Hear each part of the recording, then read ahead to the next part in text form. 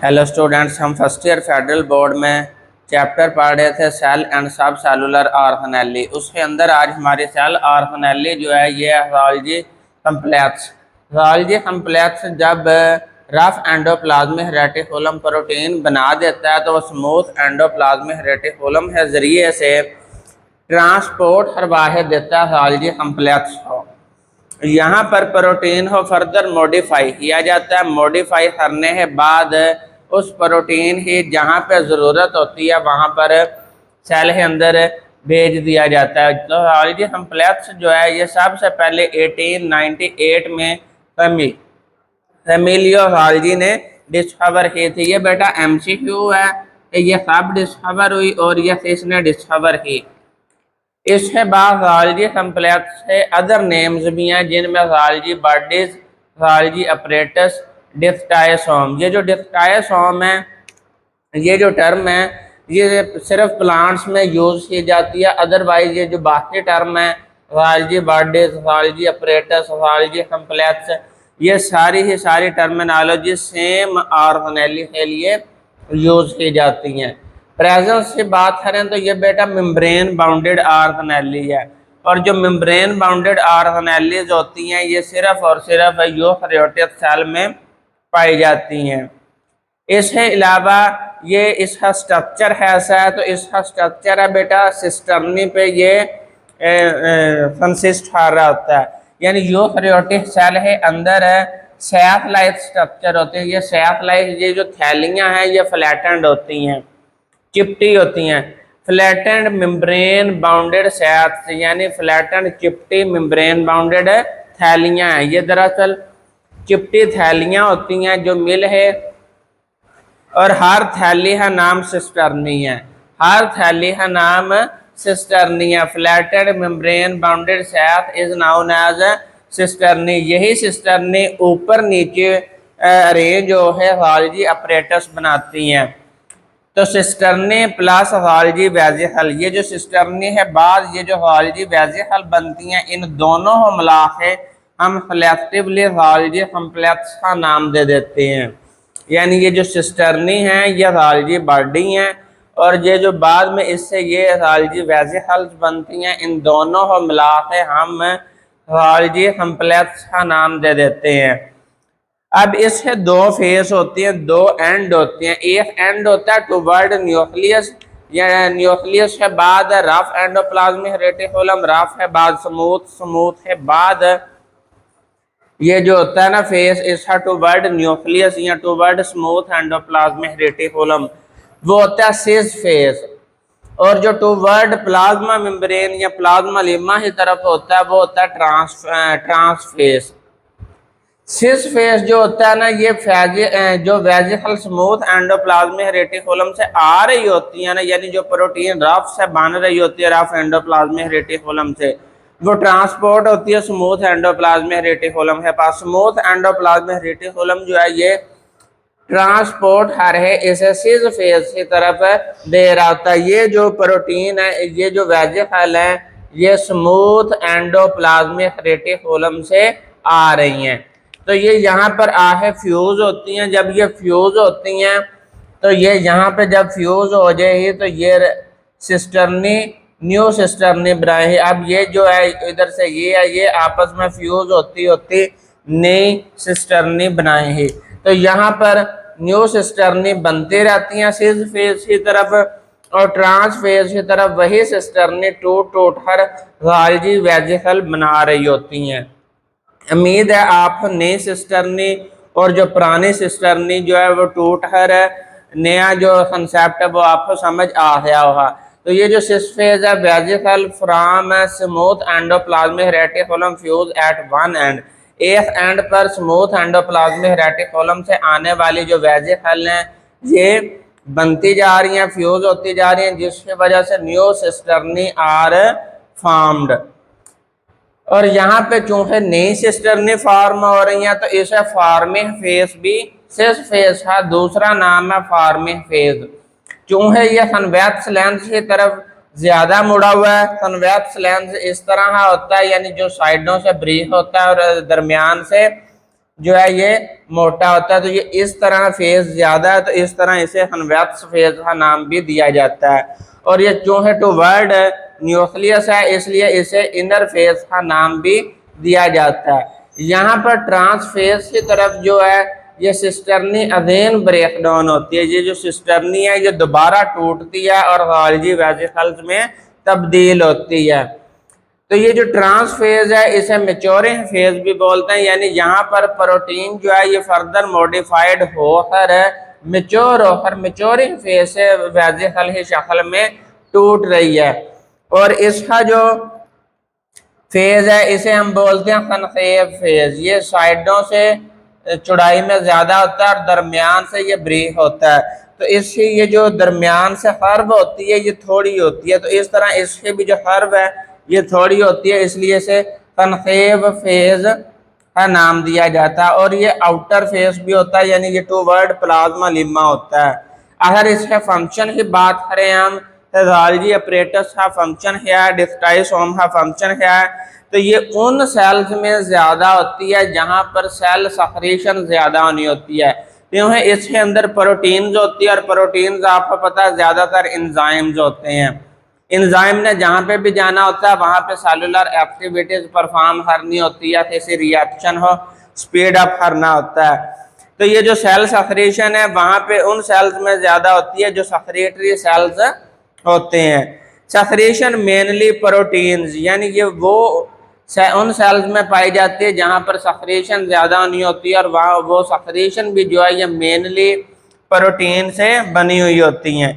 Rough endoplasmic reticulum से जो protein आती है वो स्मूथ एंडोप्लाज्मिक रेटिकुलम के जरिए से ट्रांसफर की जाती है गोल्गी अपरेटस के पास, जहाँ पर यह गोल्गी अपरेटस में मॉडिफाई होती है और वहां से यह गोल्गी वेसिकल बन जाती है।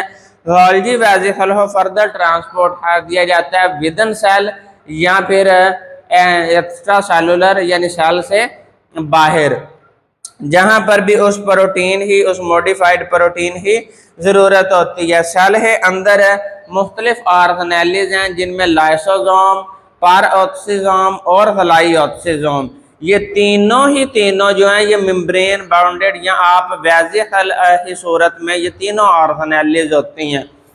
लाइसोसोम है अंदर डाइजेस्टिव एंजाइम्स होते हैं और ये भी मेम्ब्रेन बाउंडेड होती है। तो ये जितनी भी वेसिकल्स हैं ये सारी ही सारी तीनों जो हैं ये ओरिजिनेट होती हैं गोल्गी बॉडी से, यानी यहीं पे डाइजेस्टिव एंजाइम है। एंजाइम सारी बात है, प्रोटीन इन नेचर है, वो वेसिकल की सूरत में बाउंड होता है और यहाँ से बडेड ऑफ हो जाता है, यानी यहाँ से जो है ट्रांस फेज से ये बड ऑफ होता है, यानी टूट है लादा होता है, ये मेम्ब्रेन बाउंडेड होता है। तो इसलिए हम बोलते हैं ये जो लाइसोसोम, पारऑक्सीसोम और ग्लाइऑक्सीसोम है, ये तीनों जो हैं ये ओरिजिनेट होते हैं गोल्गी बॉडी से। इसके अलावा कॉन्जुगेटेड मॉलिक्यूल जो होते हैं यानी ग्लाइकोप्रोटीन्स और ग्लाइकोलिपिड्स, अब इसमें दो तरह के मॉलिक्यूल्स आते हैं, यानी लिपिड्स और ग्लाइको मतलब कार्बोहाइड्रेट, यानी ऐसे लिपिड्स जिनके साथ कार्बोहाइड्रेट्स अटैच है। यानी कार्बोहाइड्रेट जो है ये डिफरेंट कैटेगरी का कंपाउंड है और जो लिपिड्स है ये अलग है, लेकिन जब डिफरेंट कैटेगरीज है, जब दो मुख्तलिफ इकसाम है कंपाउंड्स आपस में जुड़ते हैं तो इसे ग्लाइकोलिपिड्स और ग्लाइकोप्रोटीन्स बोलते हैं। ये जो कॉन्जुगेटेड मॉलिक्यूल्स की फॉर्मेशन है ये भी गोल्गी बॉडीज है अंदर होता है, क्योंकि प्रोटीन जो है ये रफ एंडोप्लाज्मिक रेटिकुलम से आ जाता है, lipids metabolism smooth endoplasmic reticulum का काम है। तो ये दोनों जो हैं ये प्रोटीन्स और लिपिड्स जो हैं ये गोल्गी बॉडीज है पास आ जाते हैं और गोल्गी बॉडीज है अंदर कार्बोहाइड्रेट्स होते हैं। ये कार्बोहाइड्रेट्स इनके साथ जो है वो कॉन्जुगेटेड मॉलिक्यूल्स बनाने का रोल प्ले करते हैं। तो ये कॉन्जुगेटेड मॉलिक्यूल्स भी इसी के अंदर बनते हैं। इसके बाद प्लांट सेल में जब सेल डिवीजन होती है, साइटोकाइनेसिस होती है, जो साइटोप्लाज्म है ये डिवाइड होता है, तो उस दौरान नए प्लांट सेल में जो डॉटर सेल्स होते हैं उनके अंदर सेल वॉल फॉर्मेशन होती है। तो सेल वाल फार्मिंग या सिंथेसाइजिंग मटेरियल जो होता है वो इन वेजिकल्स के अंदर पैक किया जाता है और पैक करने के बाद इन्हें सेल के सेंटर में भेज दिया जाता है जहां पर फ्रेगमोप्लास्ट प्लेट बननी है। तो ये जो फ्रेगमोप्लास्ट प्लेट बनती है उसके बाद वही फ्रेगमोप्लास्ट प्लेट जो है ये सेल वाल का रोल प्ले करना शुरू कर देती है, यानी न्यू सेल वाल जो है ये यही बन जाती है। चूँकि इसके अंदर सेल वाल में सिंथेसाइजिंग मटेरियल होता है, यानी cellulose, hemicellulose, pectin, lignin, etc. तो इस तरह यहाँ पर हमारा गोल्गी कम्प्लेक्स है जो है ये कंप्लीट हो चुका है। ये इसका सिस फेस है, ये ट्रांसफेज है, ये एक जो चिपटी थैली है इसका नाम है सिस्टर्नी। इसके बाद हमारी ऑर्गेनेली आ जाती है वेजिकल्स। वेजिकल जो होती है ये सिर्फ मेम्ब्रेन बाउंडेड, यानी कोई भी मटेरियल जो है उसके वेजिकल के अंदर थैली के अंदर पैक है, बस उसे हमने वेजिकल का नाम दिया हुआ है। जो सेल्स होती हैं इन्हें अंदर काफ़ी वेजिकल्स होती हैं, इन्हें साइटोप्लाज्मिक इन्फ्लूजन का नाम भी देते हैं, यानी मटेरियल जो अपने अंदर पैक किया है उसके अराउंड मेम्ब्रेन है, उसके अंदर मटेरियल पड़ा हुआ है और वो साइटोप्लाज्म के अंदर स्कैटर्ड हुई हैं, बिखरी हुई हैं, इन्हें हम वेजिकल का नाम दिया है। वेजिकल का जो नाम है ये लैटिन वर्ड वेजिक्यूला से निकला हुआ है, ये एमसीक्यू है। वेजिकल का नाम इस लैटिन वर्ड से बना हुआ है, तो वेजिक्यूला से। वेजिक्यूला का मतलब होता है स्मॉल ब्लैडर, यानी स्मॉल यानी छोटी सी थैलीनुमा structure. Small membrane bounded sac, यानी ये छोटी सी मेम्ब्रेन बाउंडेड एक थैली है जिसके अंदर फ्लूइड है, जिसके अंदर फ्लूइड है और इस फ्लूइड को सराउंड किया हुआ है लिपिड बाइलेयर मेम्ब्रेन।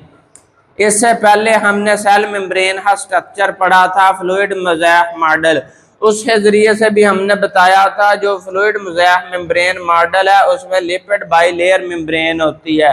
अब जो लिपिड होता है इसके दो फेज होते हैं, एक हाइड्रोफिलिक हेड होता है जो टूवर्ड आउटर सरफेस या फिर टूवर्ड इनर साइड पे होता है, यानी हाइड्रोफोबिक एंड ऐसे होता है, ए टूवर्ड ईच अदर, यानी एक मेम्ब्रेन ये है जिसे हमने फास्फोलिपिड मेम्ब्रेन बोला हुआ, एक लेयर ये है, दूसरी लेयर ये है फास्फोलिपिड।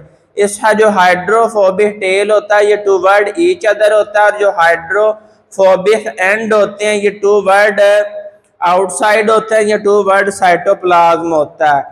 तो ये जो हेड होता है ये हाइड्रोफिलिक होता है और जो टेल्स होती है ये हाइड्रोफोबिक होती है, यानी इसकी जो मेम्ब्रेन बनाती है वेजिकल की जो मेम्ब्रेन होती है ये सेम हाइड्रोफिलिक हेड और हाइड्रोफोबिक है टेल बनाते हैं।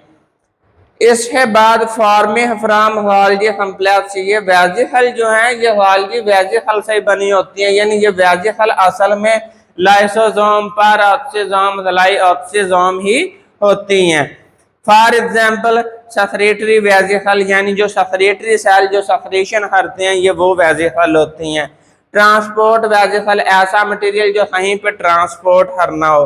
सिनैप्टिक वेजिकल, जहाँ पर दो न्यूरॉन्स आपस में अटैच होते हैं, यानी एक न्यूरॉन का टर्मिनल पोर्शन यानी एक्सॉन का टर्मिनल पोर्शन होता है, दूसरे न्यूरॉन का जो है वो डेंड्राइट्स होते हैं, उनके दौरान जो मैसेज ट्रांसफर होता है वहाँ पर सिनैप्टिक वेजिकल इस्तेमाल होती हैं। लाइसोसोम है, ये सारी की सारी एग्जाम्पल हैं जो गोल्गी अपरेटस से ही बनती हैं।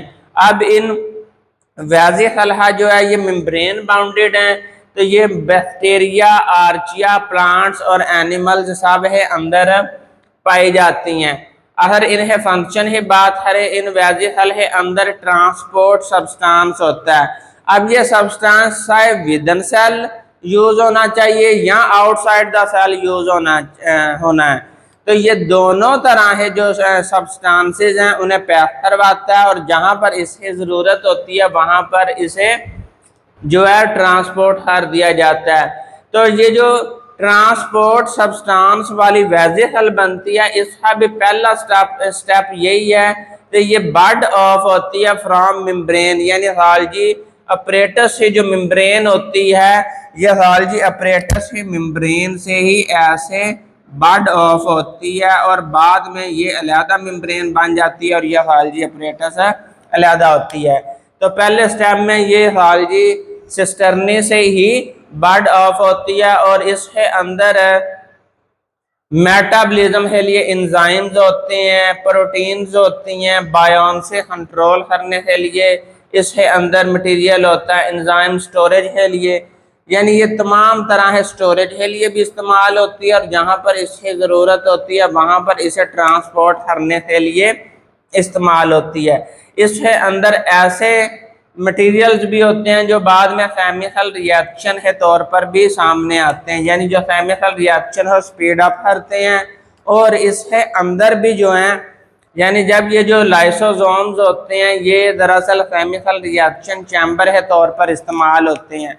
जब फूड वैक्यूल और ये लाइसोसोम्स आपस में आते हैं तो लाइसोसोम है अंदर डाइजेस्टिव एंजाइम होते हैं और फूड वैक्यूल है अंदर फूड पड़ा होता है। जब ये दोनों आहे फ्यूज होते हैं तो इन्हें इसी मेम्ब्रेन के अंदर ही रिएक्शन हो जाता है जिसकी वजह से ब्रेक डाउन ऑफ फूड होती है, डाइजेशन होती है।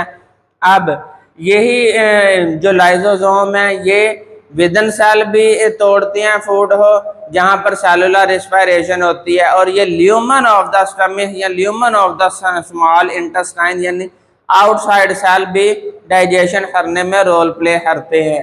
तो ये फ्यूज हो जाते हैं, लाइसोसोम है अंदर डाइजेस्टिव एंजाइम है, फूड वैक्यूल आया, दोनों फ्यूज हुए, उसने मेम्ब्रेन है अंदर फूड भी पड़ा हुआ है और डाइजेस्टिव एंजाइम भी पड़ा हुआ है और दोनों आपस में रिएक्शन करते हैं। रिएक्शन करने के बाद फूड जो है वो ब्रेक डाउन होती है और उसी मेम्ब्रेन के अंदर ही ये फूड जो है ये डाइजेस्ट हो जाता है और बाद में वेस्ट मटेरियल हो सेल से वेस्ट मटेरियल हो एक्सक्रीट करवा दिया जाता है। तो यहाँ पर हमारी दो ऑर्गेनेल्स कंप्लीट होती हैं, गोल्गी कम्प्लेक्स और वेसिकल। इंशाल्लाह उम्मीद है आपको समझ आई होगी। अगर समझ आई है तो अपने दोस्तों के साथ शेयर करें ताकि उनका भी फ़ायदा हो और हमारी हौसला अफजाई के लिए चैनल को सब्सक्राइब करें और लाइक्स करें, कमेंट्स करें और जो भी सवाल हो आप हमें कमेंट सेक्शन में पूछ सकते हैं। हम आपको आंसर जल्दी से जल्दी देने की कोशिश करते हैं ताकि आपके जो कंसेप्ट है वो क्लियर हो जाएं। तो मज़ीद लेक्चर्स के लिए हमारी वीडियोस देखते रहें। अल्लाह हाफिज़।